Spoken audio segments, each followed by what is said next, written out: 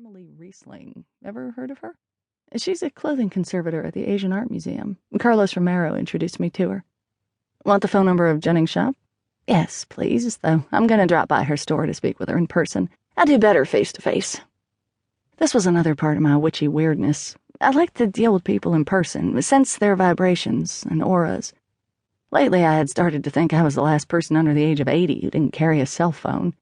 The phone robs us of body language and the subtle nuances that are part of interpersonal communication, and I'm sufficiently socially awkward that I need all the clues I could get.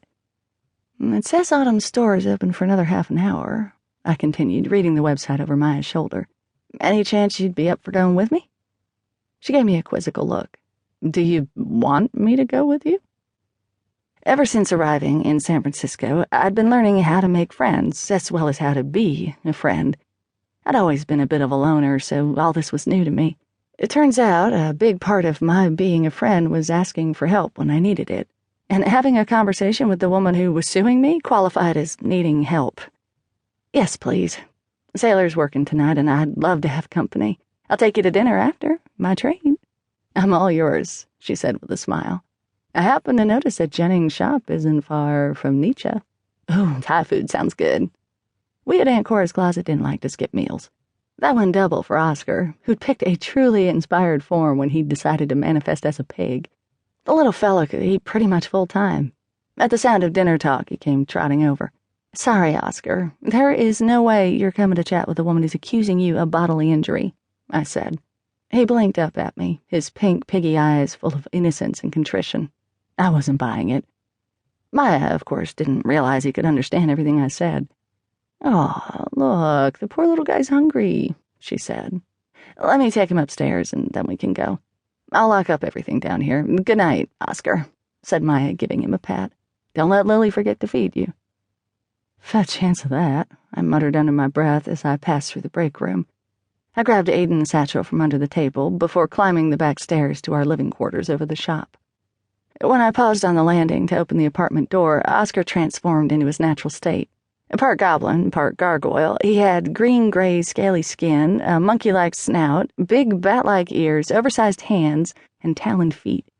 He often sat on his haunches, but when standing at full height, he reached my waist. "OMG," Oscar breathed as I closed the door behind us. Oscar was hundreds of years old, but a fan of teen culture. "Is that the satchel?" "You mean this?" I held it up. He reared back slightly. "It is. It's Master Aiden's satchel." "Aiden's not your master anymore, remember? But what's so special about this bag?" His voice dropped and his big bottle-glass green eyes widened. "You stole the satchel? Oh, mistress, I hate to tell you, but you're gonna be in big trouble. B.I.G. big." "Don't be silly, I'm not a thief." "You stole my wings," Oscar said, referring to the incident that had freed him from Aiden's control and placed me in Aiden's stead in the first place. "That was the exception that proves the rule. Aiden gave the bag to me." Oscar cast me a disbelieving look from the corner of his eye. "Oscar, honestly?" I said, exasperated. "You honestly believe I stole this, and then brought it home to paw through it?" After a beat, he relaxed. "Nah, I guess not. You're crazy, but you ain't stupid." "Thanks for the vote of confidence. Now, let's get you fed so I can get on my way."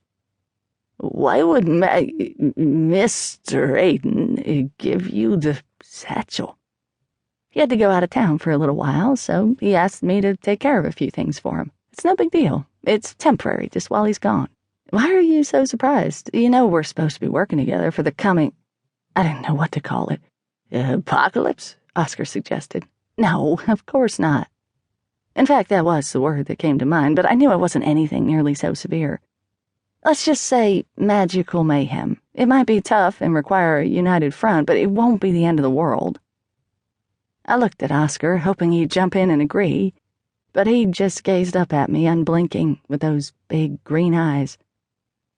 "Speaking of which, did you turn up anything?" Oscar was supposed to be my spy. He had connections with other familiars and magical creatures. Golden Gate Park was apparently chock full of woods people and the like.